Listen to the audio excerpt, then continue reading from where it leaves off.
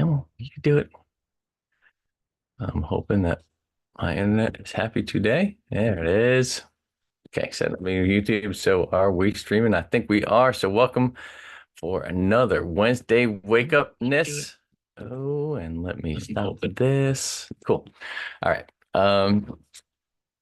Just before I forget, because I know I will, Wednesday wake up is taking a week off next week. So still dig into your Bibles. Life is still good. Life will go on.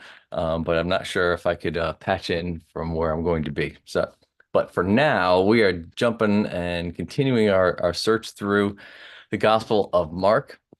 Last week, you remember that Jesus calmed the storm as they were going across the Sea of Galilee. And so the beginning of chapter 5 is when he arrives at the other side and he meets a man that's possessed with a legion of demons.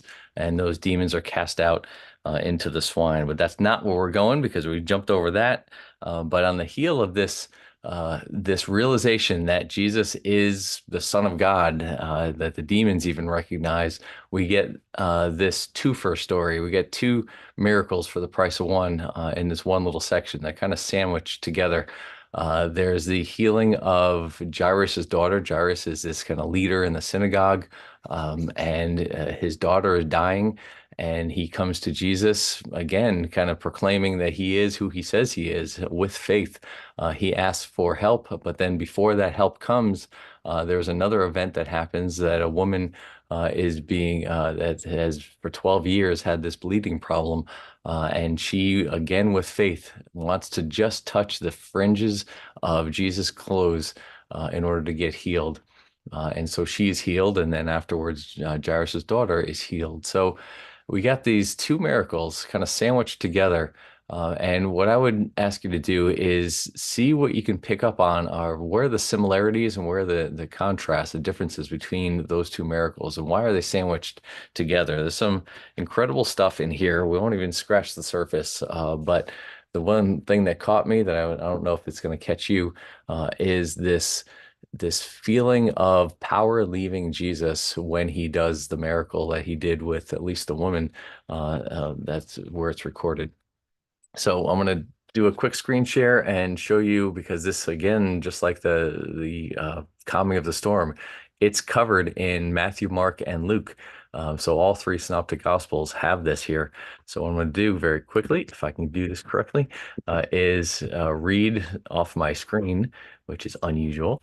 But we're going to take a look at, oh, there it is, boom, boom, boom, and take a look at the Mark passage, but if you want to take a peek side by side, you'll get to see the Matthew and Mark versions, and they are very similar. You could tell that Matthew takes like the short approach. Normally, I think that's a Mark thing. He kind of boogies on through, but we get a lot of the same dialogue back and forth. But in some cases, we get Jesus, saying something, and it's captured by Luke. That's just kind of referred to in the Gospel of Mark. So I thought that'd be kind of fun to take a peek on through. So let's go on through, and I'll probably just take some pauses as we go. But so now reading from God's Word, and this is going to be Mark's version, but you can take a peek at the others as we go. So when Jesus had crossed again in the boat to the other side, a great crowd gathered around him, and he was by the sea. Then one of the leaders of the synagogue, named Jairus, came, and when he saw, fell at his feet and begged him repeatedly, "My little daughter is at the point of death. Come and lay your hands on her, so that she may be well and live." Now remember, Jairus is a leader in the synagogue. So in other words, he it doesn't exactly, is not supposed to be anyway, following what Jesus is proclaiming. Jesus is proclaiming to be the Messiah, the Son of God. And so his cohorts, his leaders, other leaders in the synagogue would probably refute the fact that he is following this person named Jesus. But yet, here's what happens, right? When you're at your wit's end, a lot of those theories that you hold, if they don't hold true, they kind of fall to the wayside. And that's what happened here is Jairus said, listen, I actually believe that he is who he says he is. I know my buddies aren't going to like me very much, but this is my daughter's life we're talking about. And he truly comes with a true heart to Jesus to ask for help. Says my little daughter's at the point of death, and sure enough, she was. And so think about where she was. She was at the point of death, possibly sick for a long time, and is just essentially on her deathbed, which will come in handy later on when Jesus not only heals her but asks for one other thing, which is just shows the beautiful heart of Jesus. Okay, so my little daughter is at the point of death. Come and lay your hands on her so that she may be made well. So he believes that Jesus just touches her. Um, she will be made well. And that's what I think is the real bind between these two miracles is the touch of Jesus. So keep that in mind. Gotta love that. And so he went with him, and a large crowd followed him and pressed on him.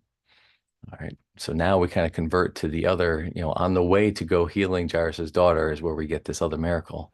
Now, there was a woman who had been suffering for hemorrhages for 12 years. That's important. Or maybe it's not. I don't know. It's up to you. But Jairus's daughter, how old do you think she is? She's 12. It's in the other ones, and I think it's down below. So for 12 years, this woman has been suffering from this disease. Again, totally different situation, but for the same amount of years that she has been suffering for this disease, Jairus's daughter has been alive. So there's a contrast there between the joy of a child for 12 years and the suffering of a disease for 12 years. The other thing that's important to remember is that this is a bleeding disease. And in Leviticus, anyone who is bleeding is unclean. And so you can't touch anyone else. You can't go to the synagogue. There has to be ritual cleaning if you are bleeding.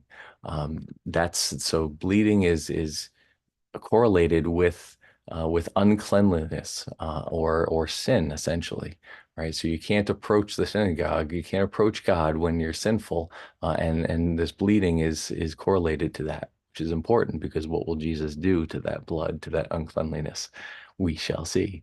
Now, there's a woman who had been suffering for hemorrhages for 12 years. She had endured much under many physicians and had spent all she had, and she was no better but grew worse. So she went to a bunch of doctors, and you got to give them a little bit of a break, right? The doctors at that point in time couldn't really do all the things. They couldn't do close to the things that we could do today.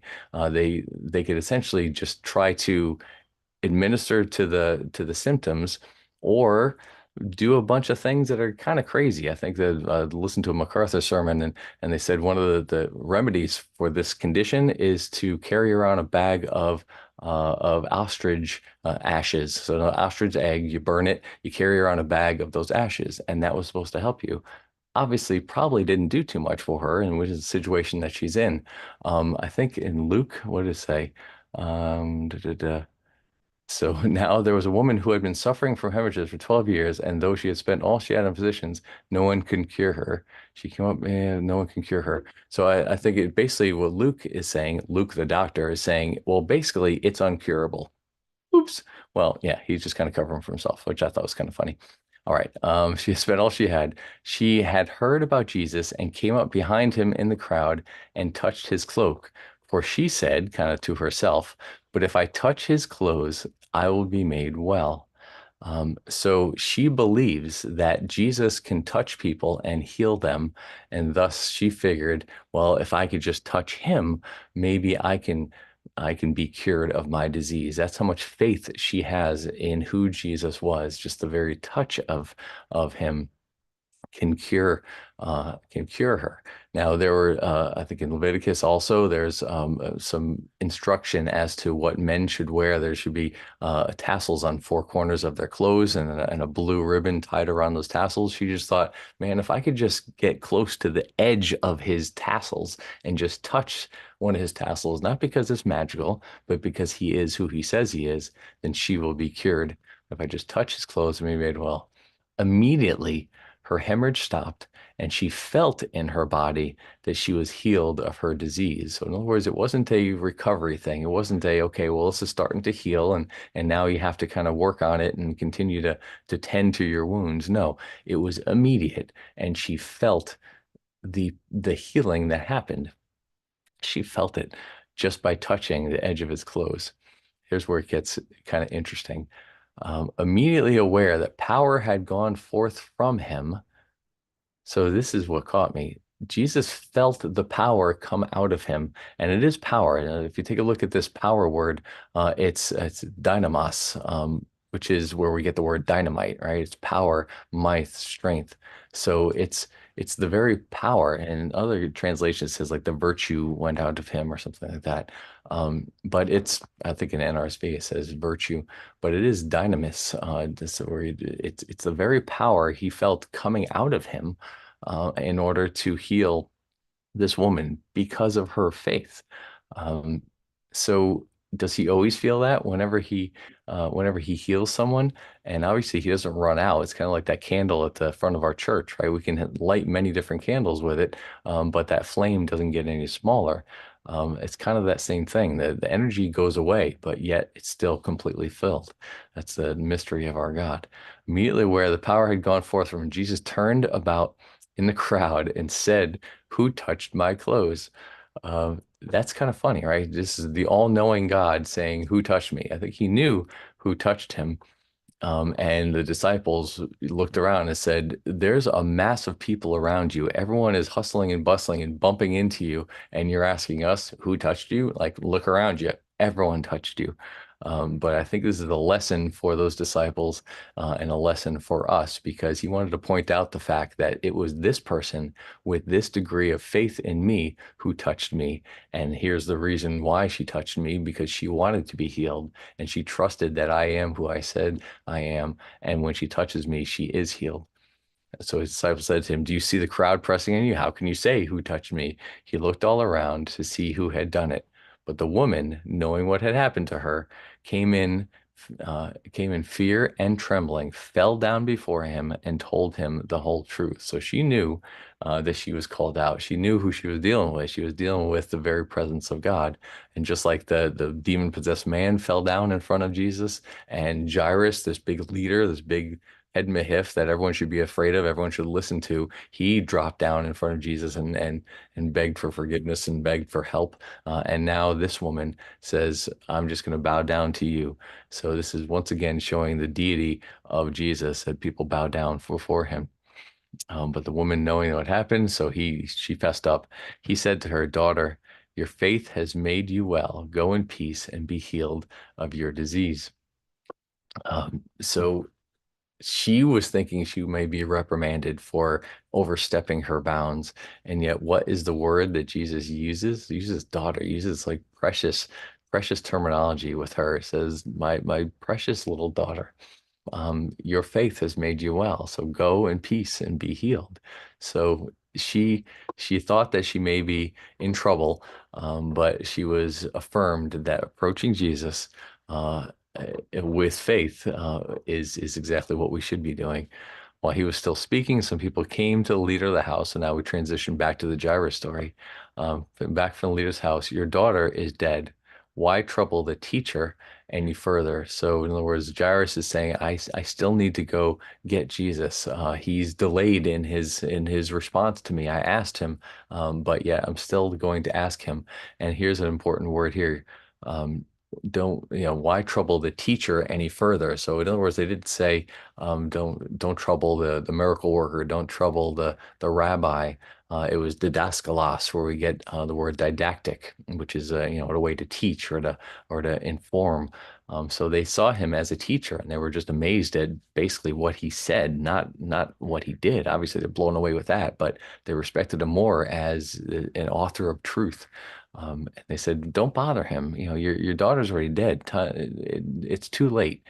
Just he has bigger things to deal with." But overhearing what they said, Jesus said to the leader of the synagogue, "Do not fear, only believe." Um, do not fear, only believe, and she will be saved, according to Luke. What is this? "Go away, for the girl is not dead, but sleeping. Take heart, daughter, your faith has made you well." I'm sorry, that was from the other one. But go away, for the girl is not dead, but sleeping. So he he is do not fear. Let me just make sure. Yeah. Um, he's changing the perspective of what he came to do, or what life really means. It's no longer like the day you were born to the day you die. That's what your life is. There may be a couple little extra dashes in there, and that's exactly what Jesus is about to do to this girl, just like he did to Lazarus. Is Yeah, you die, but it's really not death; it's sleep, and that's where we get a little later on, which is where the New Testament folks wind up picking up on that and saying that there are many that are asleep that will rise again in Christ. So yes, we die to this world, but we're merely asleep from our eternal soul point of view. He allowed no one to follow him except Peter, James, and John. And so those are the three kind of that he separated for this, and John, the brother of James. So it was the parents and Peter, James, and John and Jesus that went into the house. When they came to the house, the leader of the synagogue, he saw a commotion, people weeping and wailing loudly. I think in Matthew they talk about flutes that are being played.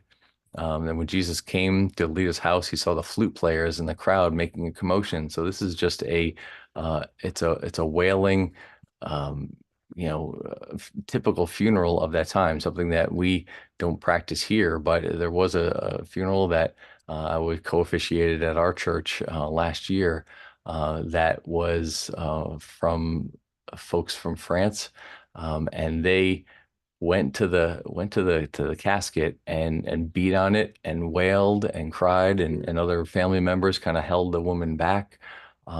That was how they expressed their grief. And that's where, people in those days, in the same way, expressed grief loudly, with instruments, with wailing. Um, and so Jesus says, why do you make a commotion and weep? This child is not dead, but sleeping. So there was a commotion. There was total chaos because that was what they did to express grief. And they laughed at him. The word behind there is like a scoffing laugh. It's not like, haha, you're just kidding, right? No, it's a scoffing laugh. It's like this guy is ridiculous. He's saying that his child is sleeping, but obviously she's dead. She's already cold. She's already way past the point of no return. But Jesus has different definitions of what death really means.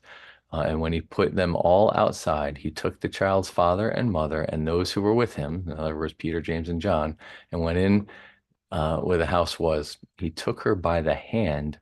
So again, he touched her and said to her, Talitha cum. So this is Aramaic. This is the only gospel passage that captures within this event anyway. The original Aramaic of what Jesus actually said. He probably said it in Aramaic, and this is what Mark captures. Talitha is like little one, or like little lamb. Over here, so it's in the where's this child get up? Where's this go? Where is it? No, it doesn't even have it there, right? So it's captured by Mark, which I think is super cool. Talitha is just it's a precious term. It's a term of endearment for a little one, like a little cutie, my little daughter. Kum, which means get up, which means little girl get up. And immediately the girl got up and began to walk about. She was 12 years of age. There it is.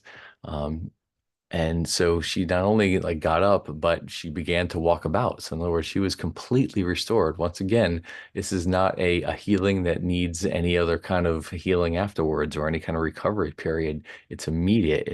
It's complete restoration. Just like when Jesus cured the man who was blind, it wasn't like he just, there was something wrong on his cornea and he cleaned it off. No, there was no eyes that were workable. And then a moment later, there were eyes that were workable. In the same way, this little girl couldn't walk. She couldn't do anything. She was completely dead. Her heart stopped. There was no longer blood flowing. And then when Jesus just touched her hand, he could have done it remotely. There was at least three times within the gospel passages where we get Jesus doing this remote, healing, not by Zoom, but just saying that, your daughter's already healed. Just go back home and you'll find out. And he could have done that here. He could have said, hey, I'm on my way to somewhere.